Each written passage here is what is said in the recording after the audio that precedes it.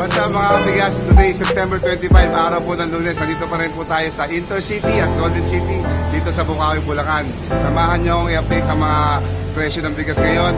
Meron tayong bago, meron tayong laon, meron tayong mga imported rice na alam kong abot tayo sa inyong mga bulsa. So, bago tayo magsimula, nais ko muna patingin yung ating mga nagmamalaking subscribers yan sa South Korea. Meron din sa ibang bansa dito sa Southeast Asia. At ganoon din, may nagpipm sa atin from London and US. Mga OFW, tsaka mga Pilipino na pagka nag-forward na rito at gusto mag-business kung sakasakali na magbigasan dito sa Pilipinas. So shoutout mo na rin, siyempre, lagi kong subscribe na nakikita si RJ Bora, si Sir Hopner, yan. Saka si Kuya Ervin Veloso ng Natividad Nueva Ecija. Yan, idol ko yan. Salamat sa pag-subscribe at pag-suporta sa akin. So, ano bang natin ginagawa natin guys? Halika, samahan nyo na ako mag-update.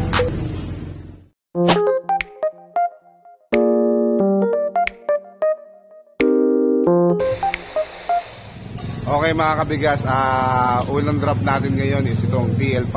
Yan, malapit sa gate. Yan, medyo maliwanag pero gate 2 yan ng Intercity, Balagtas area. Halika, punta tayo sa loob. Okay guys, ulitin ko, TL5 tayo ngayon. Punta tayo sa loob. Ito si Ate Connie ulit. Ate Connie, good morning Ate Connie. Ayan si Ate Connie, oh. Dati na natin na iba-vlog. So ngayon, si Ate Connie may papakita sa ating bigas. Ito ay laon pa. Semi-laon pa po. O, semi-laon. Ate Connie, tanong ko lang. Bakit may semi-laon pa kayo? Kasi karamihan sa mga rice mill, puro bago na yung binibenta eh. O, sawa na sa mga bago, kaya gusto nila semi-laon. May mga buyer pa tayo na ang gusto talaga laon. Kasi po, ang laon po mga kabigas ay madaling isaing at maalsa. Ayun, kaya pala may mga laon pa. Pati nga ng ang ating bigas, itong laon na to, semi-laon. Ayan. Okay. Taas natin ko, te. Ayan. Okay. Yun, no. Saan galing itong semi-laon natin na to, na stock na to? Isabela pa yan. Oh, Isabela pa to mga kabigas. Mga stock pa to ng Isabela. So, bagong giling din to. Nag-produce sila ng laon kasi may mga buyers sila na naghaharap ng laon. Pero marami pa to, Tikoni. Marami pa to. Ang talong dito, magkano naman itong 25 kilos na laon natin? Hindi nagbabago presyo, 1 to 50. Oh, 1 to 50. Talagang medyo mataas pa po ang puhunan talaga ng laon. Jasmine orange. Pero kahit pa paano, andyan yung alsa. Yan, nasa jasmine orange po siya. So Isabela po, jasmine orange, laon po siya, semi-laon po. Yan. 25 kilos, 1 to 50. Yan. Kung gusto niyo po ng laon, hanapin niyo si Ate Connie. Next, Ate Connie. Okay, so ngayon may bago na to. Puro bago na itong ipapakita ni Ate Connie. Di pa tayo para yung liwanag. Yes. Yan, ganda oh. Super. Jasmine red po, super daw. Yan, pakita natin. Tapos mo yung natin. Yan, ganda liwanag oh. Yan po, super po. Nagbibrilyo mga kabigas kung makikita nyo. Anong bigas ba ito, Ate Connie? 216 po. O, 216 po to. Sabi ko nga po sa mga nakakaraang vlog, ang 216 po ay lumalabas karamihan sa gantong panahon kasi po, yung palay niya na variety is hindi maselan sa tubig. So, mas nabubuhay ang 216 sa mga gantong panahon. Kaya marami po 216 kayo na lumalabas ngayon na variety po. Kaya sa karamihan sa mga rice bin, 216 po ang binibenta po nila ngayon. Saan galing itong 216 natin? Ilocos daw eh. Ilocos daw. Yes, Sige, tepa anong... classifier namin. Sabi ng classifier, Ilocos daw nang galing to kasi mga biyahero, malalaman mo naman yan Sa classifier. sa mga truck. Oo, yung mga biyahero. Magkano po ang ating 216? 1150. 11? 1150. 1150 po para sa ating 216. Super naman po mga kabigas. Siguradong masarap to, bago. Yan, no? Yan. Okay. Lambot ng kanin yan. Malambot ang kanin, no? Red Jasmine po, 216 po ang variety, galing Ilocos o Ilocos rice to. Yes. So, ang presyo niya sa 25 kilos ay 1150. Yun. Hanapin niyo lang si Ate Connie. Dito lang po yan sa TL5. Okay, meron naman tayo ditong buko pandan. Yan, buko pandan nila. So, patingin po ng buko pandan. Dito po tayo sa liwanag. Ayan, ang buko pandan ni Ate Connie. Maganda rin, no? Okay. Saan galing to, Ate Connie? Ha? Saan galing to? Pampanga, okay. Malapit-lapit lang po. Pero nagbibrilyo po ang bigas, mga subscribers. Oh, nakakita nyo. Brilyo po yan. Maputi pa, oh. Ayun. Anong variety to? Long pin daw. Long pin. Oh, long pin po ang variety. Oh, long grain naman. Nakita ko, long grain ng mga butil, oh. Long grain ang variety niya. So, long pin siya. 25 kilos, buko pandan. Bagong-bago. Magkano to? 1150. 130. 1,130 po para sa ating buko pandan. Ito po yung buko pandan na sako, mga kabigas. So, yan. So, kung kailangan nyo ng buko pandan, long pin po ang variety. Galing pong Pampanga, malapit lang po, bago. 25 kilos, 1,130 po para po dito sa buko pandan natin. Dito lang po yan sa TL5 at kay Ate Connie kayo tatawag. Okay. Then next natin, Pakmak. o kung may next tayo dito, Pakmak. O, ito yung Pakmak. Ito yung customized nila na sako na binibenta nila dito. So sila lang ang may ganito. Talagang pinasadya nila yung ganitong sako. So sila lang ang may brand na ganyan. So ito yun, Pakmak. Yan. So ito patingin ng bigas natin sa Pakmak. Premium rice po siya, mga kabigas, Hindi kasi kasama sa price ceiling. So yun, taas natin. Yan. Ganda, buong buo. Anong variety yan natin? 402 ng Isabela. Isabela rice to, mga kabigas, Ang ganda, puti, ayan, Ilalapit ko pa. Ayan ang butil niya, binutil buo, mga kabigas. Ayun, ang ganda, Magkano naman tong ating 402? Super 402. Super na po siya, 150. 1,150 para sa ating super na 402, galing Isabela. Yan, 25 kilos, customized po siya. Pakmak, premium rice po na 402, galing Isabela. 25 kilos, 1,150. Yan. Okay, so mga kabigas, meron tayong pang mababa dito. Aking sinandobeng ang nakalagay sa sako niya. 25 kilos din po to. Okay, ito po ang kanyang bigas. Pang mababa pero ang ganda-ganda. Maputi, mga kabigas. Tigoni, anong variety to? Rumble na lang to, Rumble. Ibig sabihin po ng Rumble, mga kabigas, halo siya ng 402, 480, long pin. Basta kung ano-ano pong variety po na pinagsama-sama na po, kaya medyo mababa po siya. Kaputi naman po, wala tayong masasabi. Magkano po itong bigas na to? 1,050. 1,050. Kung gusto niyo po ng magandang klase, bagong bigas, sigurado naman, nakita niyo, mga kabigas, itatapat ko, maputi, buong buo naman po. 1,050 lang po to pang mababa. Yung iba kasi pang mababa, medyo may kapintasan, pero ito parang wala naman ako nakikita. Kung gusto niyo po ng ganitong bigas, punta lang po kayo sa TL5. Hanapin niyo po si Ate Connie. 1,050 po. Opo, 1,050. Hindi po kayo nagkakamali. Pang mababa po nila. Maraming pa po yung bigas na kasi bagong giling po yan, mga kabigas. Ate Connie, thank you very much. Salamat sa pag-update mo ng bigas mo. Marami pala kayong bigas. Pero tanong ko lang, kunin ko lang yung number natin dito sa TL5 just in case may mga subscribers tayo na mag-i-inquire sa ating bigas. 0951-612-7718. Look for Ate Connie, Ang TL5 po ay nasa Gate 2 po ng Intercity, Balagtas area na po siya. Gate 2 po siya. Thank you, Ate Connie. Salamat, Thank you. Okay, good morning. Dito naman tayo kay Ate Ann. Ate Ann, good morning. Yun. Ano ba yung bigas natin na ipapakita ngayon? Ito, 402. 402. Ito po yung sako niya. Premium rice po. 25 kilos. 25 kilos po ito na 402. Galing po sa atin yung 402 natin. Pampanga. Pampanga rice po. Ang puti, mga kabigas. Ayan, kung makikita nyo. 402 po yan. Bagong-bago po. Magkano naman po ang 402 natin galing Pampanga? 1080. Mapag-uusapan pa. 1,080. Pero asking price lang nila yun. Kung sakasakali, marami kayong kukunin, bibigyan pa kayo ng malaking discount ni Ate Ann. Di ba po? Okay, so 402, 25 kilos, Pampanga rice po siya. Bagong-bago po, 1,080 po siya. So, punta lang po kayo sa TL5, hanapin nyo si Ate Ann. So, okay, may long pin naman si Ate Ann. Ito po yung sako niya. Medyo nakatago po na, ano po yan, buko. Buko, pandan. Buko lang. Buko lang. Buko rice, yan. So, patingin Ate Ann, Yun. Ang variety niya is long pin kasi long grain siya, mga kabigas. So, saan galing to? Pampanga. Pampanga din, mga sarili. Sarili ba tong hakot? Yes, sarili. Sariling hakot pala. Kaya talagang si Manalo. Okay. Magkano naman tong ating long pin na Pampanga? 1,100 para sa ating long pin. Natin yung ang puti-puti. Ano, semi-super na ba to? Yes. Semi-super na long pin. 1,100 po, Pampanga rice. 25 kilos po. Asking price pa lang, mga kabigas. Pag kontakin nyo. Mamaya bibigay ko yung number ni Ate Ann. Kontakin nyo siya para kung sure buyer kayo, may discount pa. Di ba? Yes. Okay.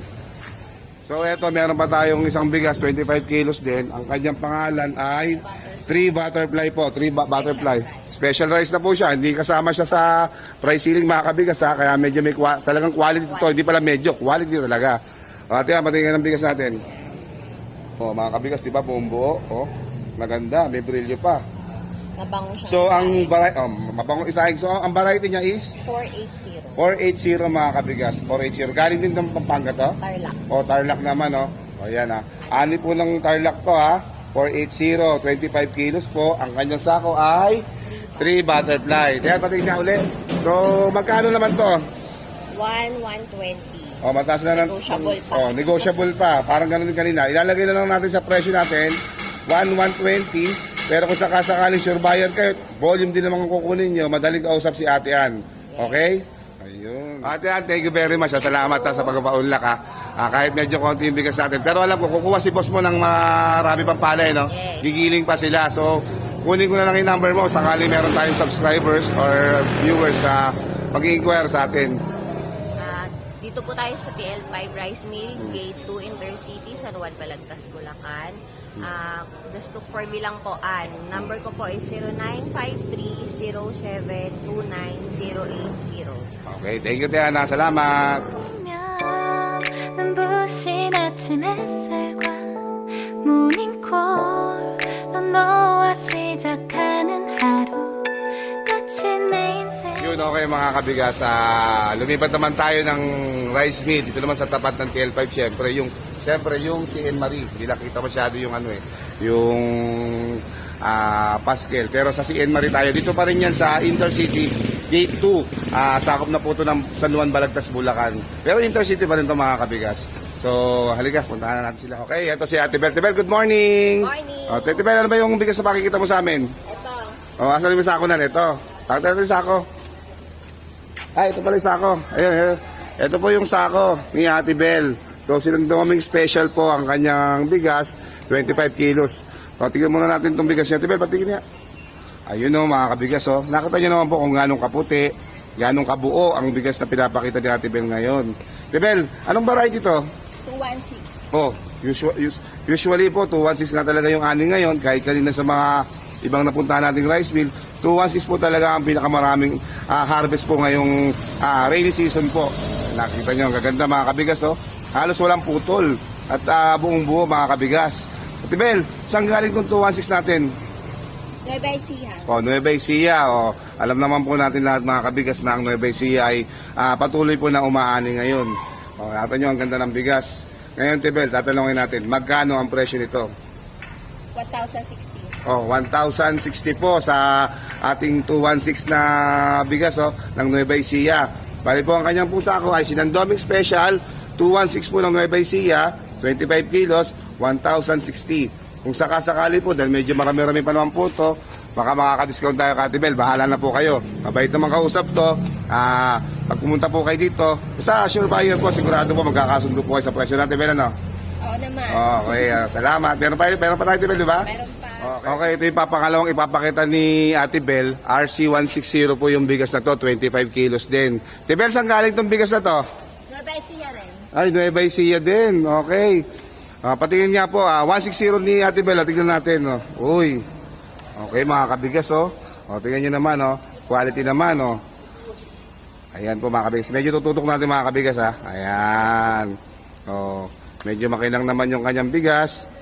Di ba? Ito mas maganda to. Dalawang kamada yan. Dalawang kamada to. Ito, mas makikita natin yung ganda ng 160 ni Ate Bel. Ayun. Ate Bel, magkano naman tong 25 kilos na 160 natin? Mura-mura lang, 1,100. 1,100 po. Para dito sa 160 natin, 25 kilos. Ani po ito ng Nueva Ecija, bagong-bago ito mga kabigas. Kaya po kung gusto nyo ng ganitong bigas, punta lang po kayo dito sa CN Marie. Dito lang po yan sa Gate 2. Malapit lang po. Pagpasok nyo po ng Gate 2, siya na po yung rice mill na makikita natin. Bandang kaliwa po. Pagliko natin CN Marie po. Hanapin nyo lang si Ate Bel. Okay, meron naman tayo ditong Super Angelica na sako. Kaya 25 kilos din po ito mga kabigas. Yun. Ito ang kanyang bigas. Yan. Yun. Sakto lang yung kanyang ganda. Palagay ko mababa presyo nito. Ate Bel, anong bigas to?